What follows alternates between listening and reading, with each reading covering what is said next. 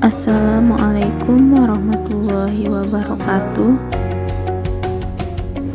Alhamdulillah, kita dapat bertemu lagi pada pertemuan ke-7 mata kuliah biologi sel yang diampu oleh Ibu Nida Humaida MSI. Perkenalkan, nama saya Miftahul Rahmah dari Tadris Biologi Angkatan 2018. Pada kesempatan kali ini, saya akan mempresentasikan tentang transportasi keluar masuk inti dan pori-pori inti sel. Sebelumnya, kita perlu mengetahui dulu apa sih itu pori inti. Pori inti adalah bagian dari kompleks besar protein yang dikenal sebagai kompleks pori inti yang membentang pada selubung inti, yang merupakan membran ganda yang mengelilingi inti sel eukariotik. Pori nukleus yang terletak pada membran luar inti sel berfungsi menyediakan saluran untuk komunikasi langsung antara nukleoplasma dengan sitoplasma yang secara metabolik bersifat sangat aktif, memiliki diameter sekitar 100 nanometer serta memiliki berat sekitar 125 juta dalton. Ukuran ini memungkinkan hanya molekul kecil yang bisa berdifusi secara bebas, sedangkan molekul yang berukuran besar seperti asam nukleat dan kompleks protein tidak dapat masuk maupun keluar dari nukleus.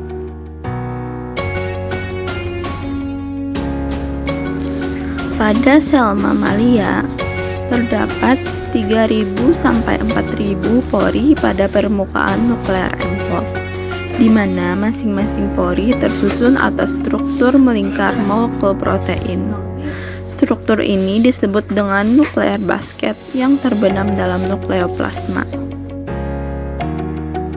Sedangkan pada bagian luar membran terdapat untayan protein sebagai perpanjangan struktur nuklear basket. Kedua struktur ini membantu transport protein ke dalam dan keluar nukleus. Seluruh kompleks pori inti memiliki diameter sekitar 120 nanometer pada vertebrata. Kompleks pori inti memungkinkan pengangkutan molekul pada selubung nukleus. Transportasi ini termasuk protein RNA dan ribosom yang bergerak dari nukleus ke sitoplasma, dan protein seperti DNA polimerase dan lamina, karbohidrat, molekul sinyal dan lipid yang pindah ke nukleus.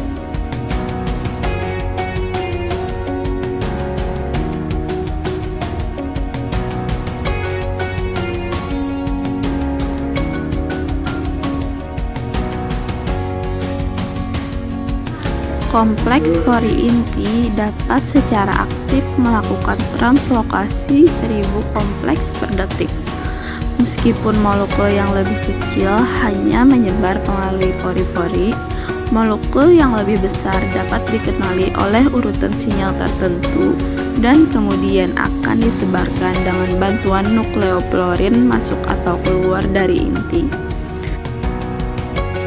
Hal ini tidak secara langsung membutuhkan energi, tapi tergantung pada konsentrasi gradien yang terkait dengan siklus RAN.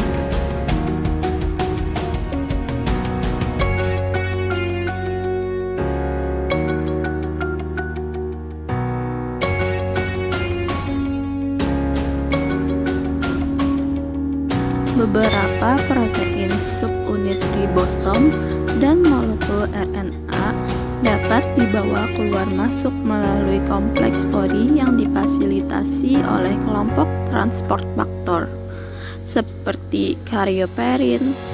Karyoperin yang memfasilitasi pengangkut ke dalam nukleus disebut importins, sedangkan keluar nukleus adalah eksportin.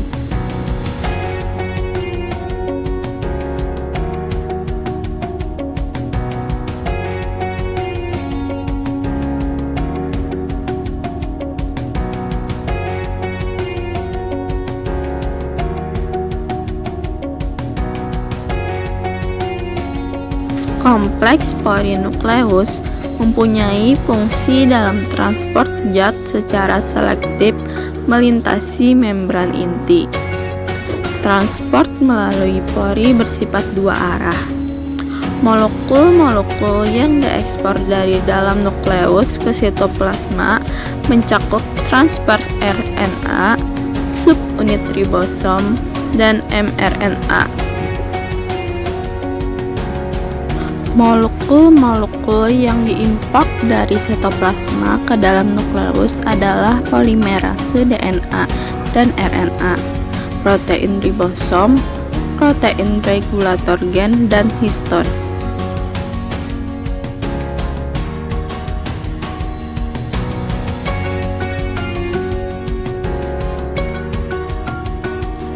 Ada beberapa faktor yang dapat menghambat pengangkutan zat melalui porinukleus. Yang pertama ada antibodi monoklonal. Antibodi monoklonal jika disuntikan ke dalam sitoplasma akan menghambat total transport nukleus sitoplasma dari RNA ribosom dan RNA transport, namun tidak menghambat difusi molekul kecil.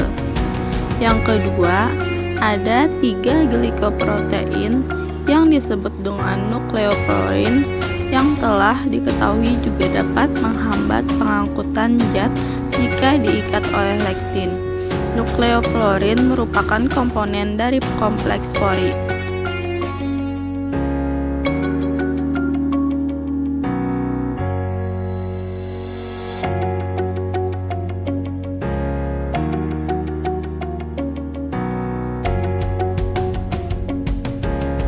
Mekanisme yang digunakan oleh porinukleus adalah difusi pasif serta transport aktif.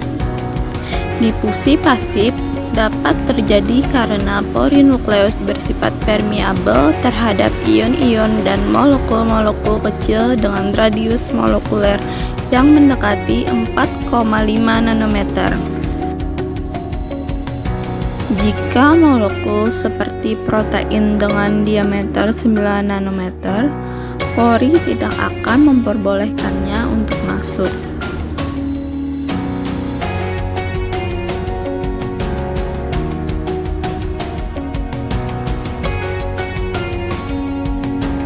Transport aktif akan terjadi jika molekul yang akan masuk membran melalui pori mempunyai diameter lebih besar dari 9 nanometer atau berupa kompleks makromolekuler. Transport aktif ini merupakan proses yang dimediasi oleh reseptor sehingga diperlukannya ATP.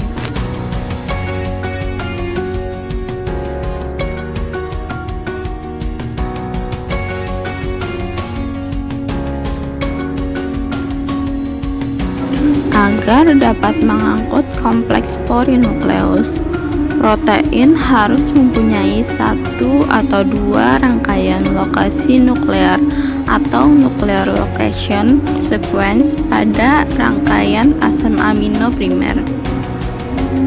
NLS merupakan rangkaian peptida pendek dengan 4 sampai dengan 8 asam amino positif. NLS dapat terletak dimanapun dalam protein tersebut dan sebuah protein dapat memiliki lebih dari 1 NLS.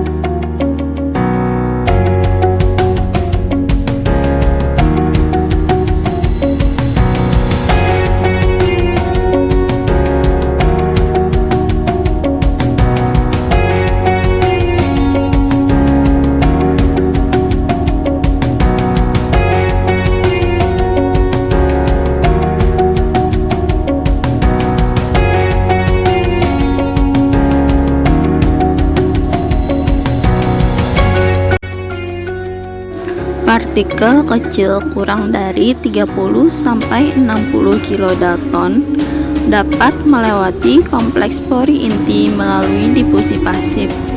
Partikel yang lebih besar juga dapat berdifusi secara pasif melalui diameter pori yang besar dengan kecepatan yang menurun secara bertahap dengan berat molekul.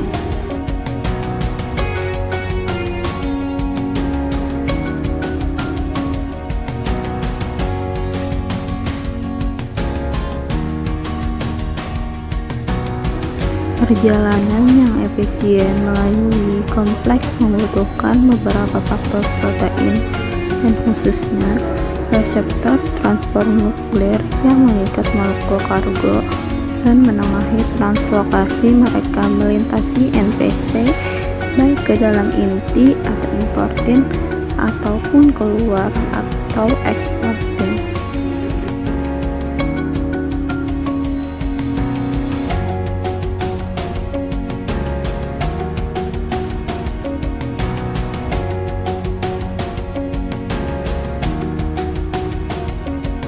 Kelompok reseptor transport nuklir terbesar adalah karyoperin yang mencakup lusinan importir dan eksportir.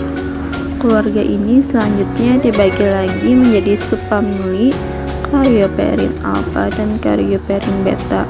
Reseptor transport nuklir lainnya termasuk NTF2 dan beberapa protein mirip NTF2.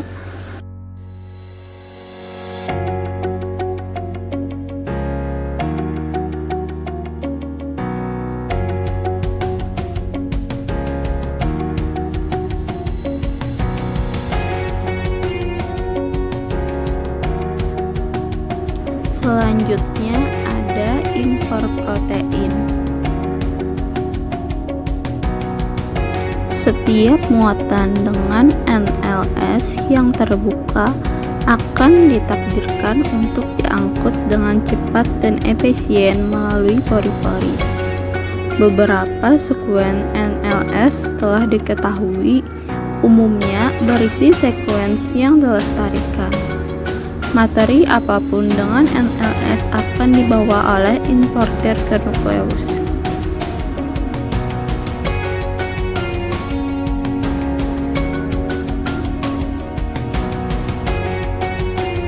Skema klasik importasi NLS protein dimulai dengan importin alfa terlebih dahulu mengikat urutan NLS, yang kemudian bertindak sebagai jembatan bagi importin B untuk menempel. Kompleks muatan importin B, importin alfa, kemudian diarahkan ke pori inti dan berdifusi melaluinya.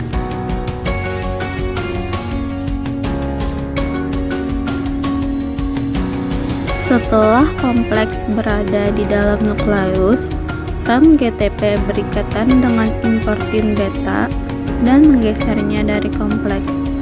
Kemudian, protein suspendibilitas apoptosis seluler atau CAS, sebuah ekspor yang di dalam nukleusnya terikat ke ran GTP, menggantikan importin alfa dari kargo.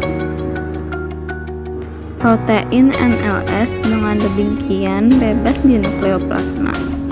Kompleks importin beta, ran GTP, dan importin alfa, CAS, ran GTP berdifusi kembali ke sitoplasma, di mana GTP dihidrolisis menjadi PDB, yang mengarah ke pelepasan importin beta dan importin alfa yang tersedia untuk putaran impor protein NLS baru.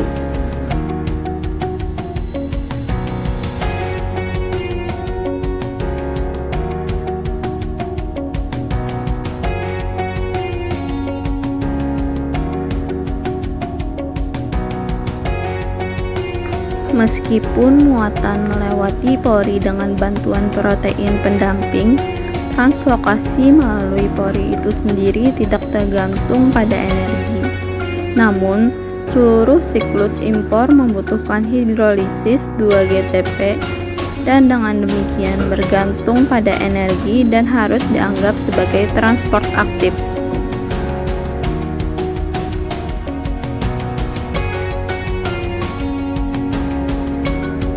Siklus impor didukung oleh gradien RAN-GTP nukleositoplasma. Gradien ini muncul dari lokalisasi nuklir eksklusif RAN-GEF, protein yang menukar PDP menjadi GTP pada molekul RAN. Jadi, ada peningkatan konsentrasi RAN-GTP di dalam nukleus dibandingkan dengan sitoplasma.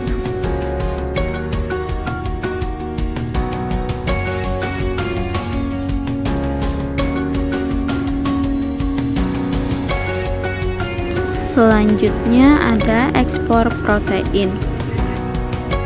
Beberapa molekul atau kompleks makromolekul perlu diekspor dari inti ke sitoplasma, seperti halnya subunit ribosom dan RNA pembawa pesan. Dengan demikian, ada mekanisme ekspor yang mirip dengan mekanisme impor. Dalam skema ekspor klasik, protein dengan urutan ekspor nuklir dapat mengikat dalam nukleus untuk membentuk kompleks heterorimerik dengan ekspor protein dan RAN-GTP.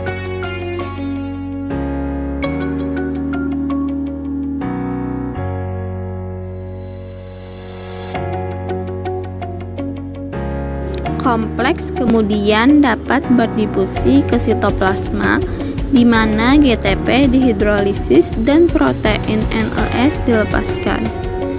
CRM1 RAN-GDP berdifusi kembali ke inti, di mana PDB ditukar ke GTP oleh RAN-GEF. Proses ini juga bergantung pada energi karena menggunakan satu GTP. Pada ekspor dengan CRM1 ekspor dapat dihambat oleh leptosimin B.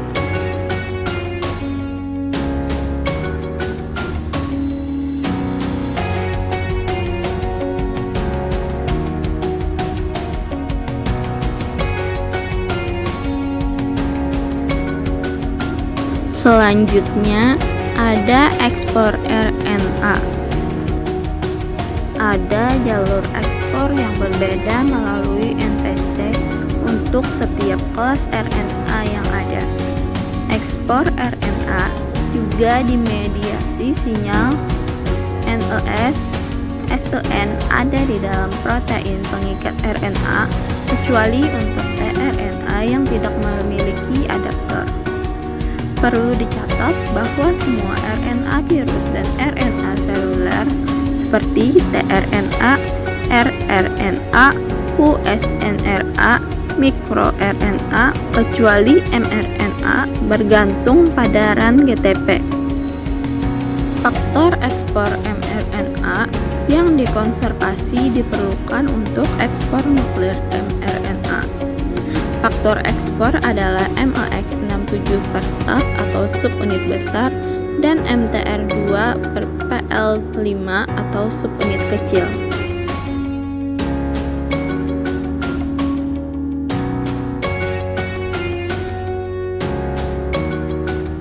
Pada eukariota yang lebih tinggi, ekspor mRNA diperkirakan bergantung pada penyambungan yang pada gilirannya merekrut kompleks protein TREX ke pesan yang disambung.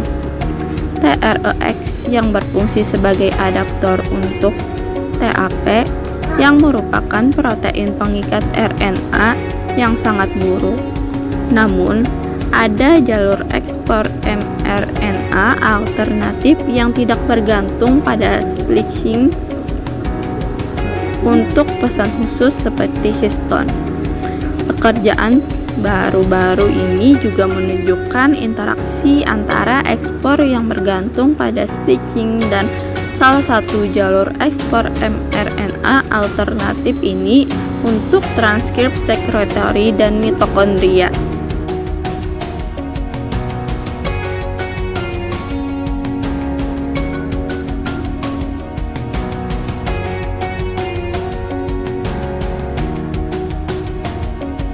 Sekian presentasi dari saya. Salah hilap mohon maaf. Wassalamualaikum warahmatullahi wabarakatuh.